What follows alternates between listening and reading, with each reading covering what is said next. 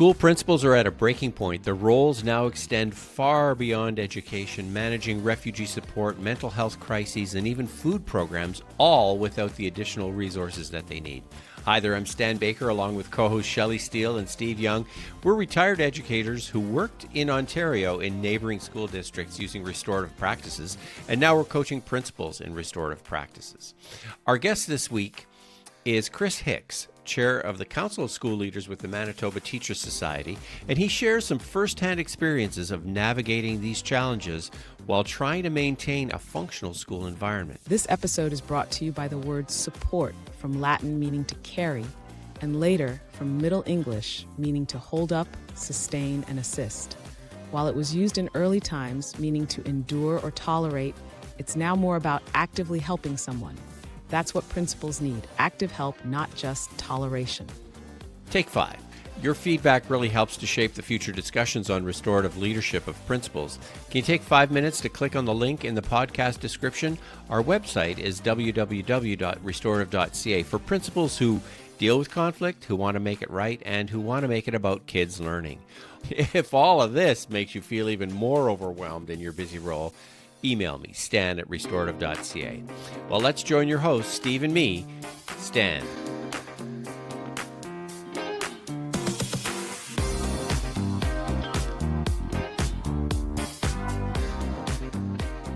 You've done some writing on the big picture things, demands put on principals by yet another program, and everybody's in that situation. Steve's never had this happen to him, that never ever the system just, and it's never ending, right? It does not stop, and it's not just flavor of the year. Sometimes it's flavor of the month. But how do principals survive in that kind of situation? I agree with you. The never ending, we're like hoarders, right? We add stuff, but we never take anything away. It's kind of dealing with, God bless them, kindergarten teachers who need space and stuff for the things they use twice a year, right? But things pile up, but nothing leaves, right? And so and especially now with space being at a premium for many schools, we have to be a little more conscious of that kind of stuff. But the same thing with our workload. It's like a storage room, right? You're ramming a lot of stuff in there, but you're never taking anything out. So what are you noticing with the principals that you're working with as part of your association? One thing we're noticing is that words like unreasonable or overwhelming or insurmountable are being applied to describe workload now. It's always been a heavy workload, but it's just, I think it's just more intense. It's more intense now, or the storage room is getting too full, or we're being encouraged now to speak about it, broadcast it, without feeling guilty or without feeling like there'll be any repercussions. And another indication of that is I've had conversations with two groups that are very interested in national surveys on workloads and experiences of principals and vice principals in Canada. We just met with People for Education. They were at our last provincial directors meeting, and we're helping them draft the questions or areas for the questions, because people are starting to, and they use that data and they use the evidence to lobby, administration or politicians or whoever, just because we're not making it up. It's not like we're complaining just for the sake of complaining. Actually, nobody's complaining. They're just highlighting their experiences, and it's often about an overwhelming and surging student issues, the violence. I don't know if student violence is any more or less prevalent. It's just more intense. It's definitely that. Can you speak to your personal experience about the overwhelm and the unreasonable things that you've had to deal with? And maybe you could tell us a little bit about what you did as a result of that overwhelm.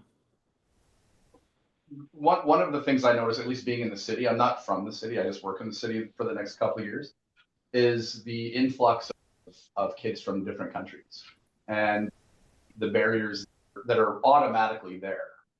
But one barrier they don't have is not being allowed to attend.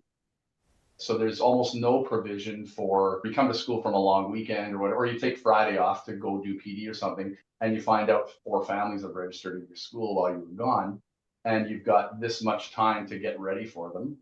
But at the same time, it's very common for me to reach out to a housing corporation or a landlord or something like that to help steer them toward housing, link them up with other community services like a community club or a rink or something like that, and doing all those things in a language that they're barely understanding. But at this point, we haven't even touched education. There hasn't been a discussion about instruction or what we're going to do for them educationally. It's help getting them set up. We now have the nutrition program, and that's now part of the workload. So the question always comes down to, at what point do we say we can't do this, right? And I'm going to say there isn't one right now. There isn't a point. So, but I can tell you that in the mid 2010s, the school that I was at in rural Manitoba, this was pre-Liberal, the Liberal Party winning the election, and during that campaign, they were talking an awful lot about bringing Syrian refugees in if they got elected and how many they were. The town I was in had already had a conduit of Syrians coming anyway through private sponsorship, and it was a really strong community endeavor. But once they got here, a lot of the services ended, and we picked it up. It was just assumed that the school would take care of all the kids and make sure that they have skates, for example, or access to parks and like everything, translation services, all those sorts of things. And before we even discussed any kind of programming for them, it's been a positive experience overall. But it's like a lot of things. There's no one really thinks beyond the school of an agency or institution that will take care of this. It's almost just assumed that the schools will. There's also a lot of counseling we do now. There's an awful lot of counseling, like the rise in adolescent mental health issues, which had started way before COVID. There's an awful lot of that now. There's an awful lot of and counseling parents about their home lives or their personal lives and how their kids are involved, things that don't even touch literacy or numeracy or history or anything like that. So, like dealing with the entire family and their sort of their personal crises, that's much more. I hear what you're saying, and having lived through that for many years of new issues coming on, and schools have become sort of the new churches. We were the catch-all, we're everything. And all these problems are real, and the kids all go to school, so therefore the assumption is the school should deal with it because the kids are in school. And I always would say to people, control what you can control, what's within your purview. Refugees coming into moving into your neighborhood, your school district, that's going to happen. Do the best you can with it. But what are the things that we can say no to? And you mentioned the nutrition programs, and that was always my big pet peeve and bugaboo about nutrition programs. And my pushback against them. Why is that our job now? Why are society's jobs being downloaded onto the schools when that stuff used to take place somewhere else? Are you hearing those same things coming from administrators?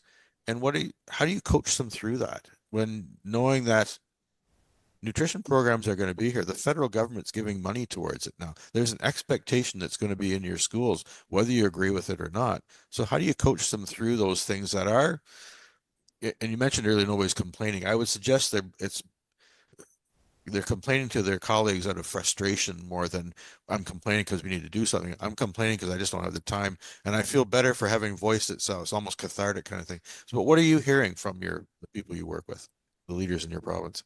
Right. Yeah. So on the nutrition program, for example, I don't hear anything from people who've already had established programs already. So just a good example would be a big high school where there's already a culinary arts program and infrastructure and all the right material.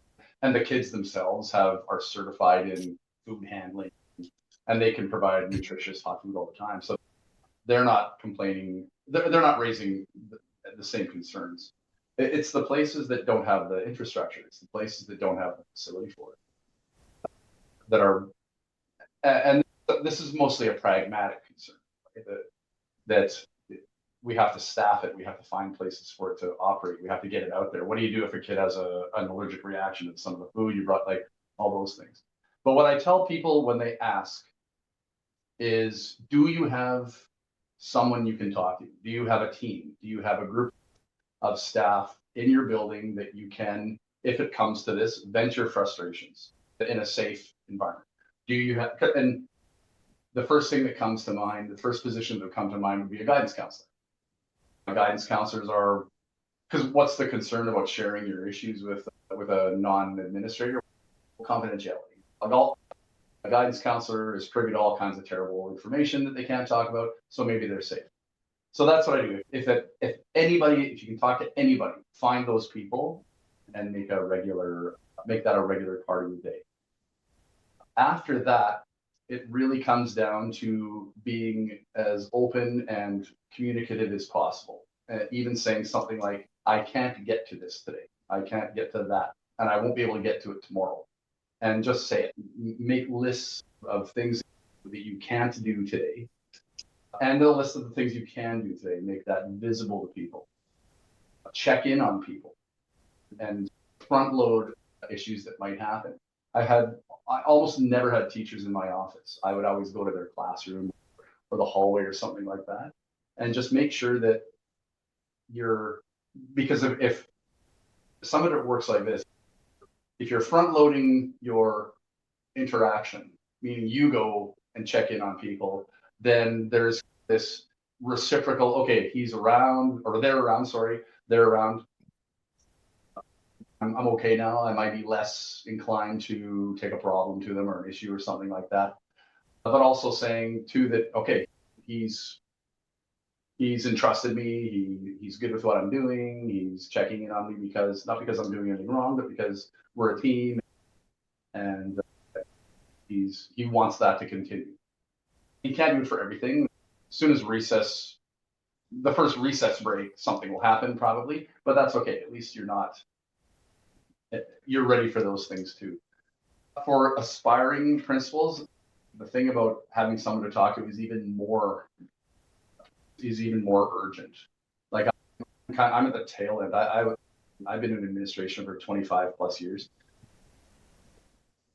Very little surprises me, but for young people especially, I don't think they get it right away, how much is expected, and then they also don't have the experience yet to say no, or they don't have the conscience to say no yet, or it's a little harder for them to not feel guilty about passing something along or not dealing with something urgently, what their division support is like. And by and large, and I don't hear a lot of, I definitely have heard some, but not, by and large, the superintendents and assistant superintendents in Manitoba, at least, have been principals or themselves have been in school administration. They've definitely been teachers. So that helps. I also tell them that just because you're a principal or vice principal, that doesn't mean you don't have access to like the services of our union. Like our union is like as much teaching and mentoring and educating as it is getting your butt out of the fire. Like it's very, and these are high functioning individuals. Talk to them, ask them what services are available and what programs are available. We have lots of them. So. How many staff meetings have you used, or has this topic come up for a conversation as a staff? Because, I mean, you talked about team, and I think it's really important to build that sense of team. And the time when the whole team gets together is typically once a month at staff meetings. And I'm just wondering, how have you been able to use staff meetings, if you have, to address Syrian refugees, nutrition programs, that kind of thing?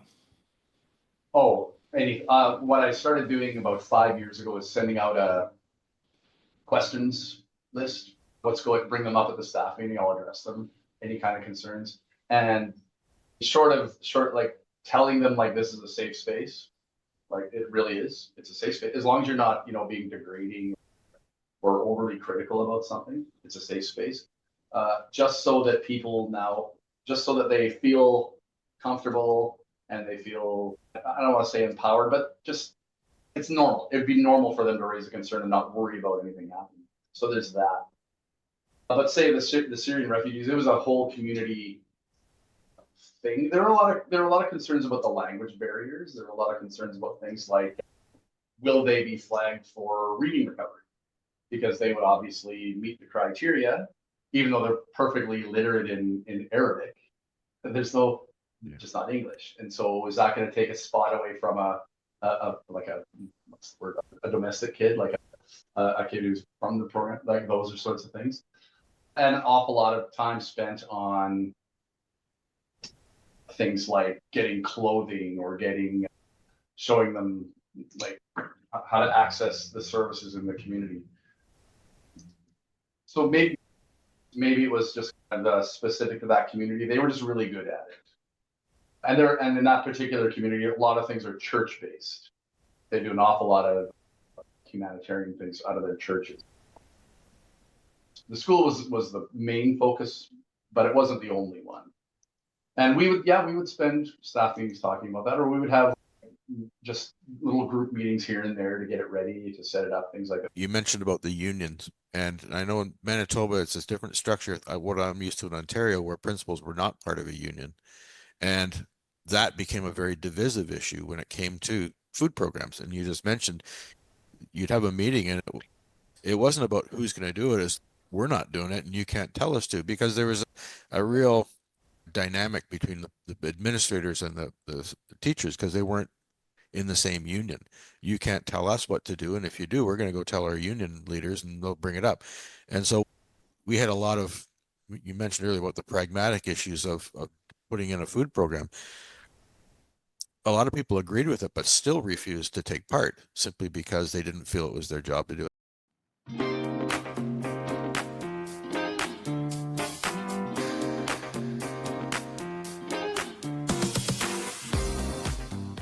Principals are increasingly expected to take on roles beyond education, such as providing food, mental health support, community integration services.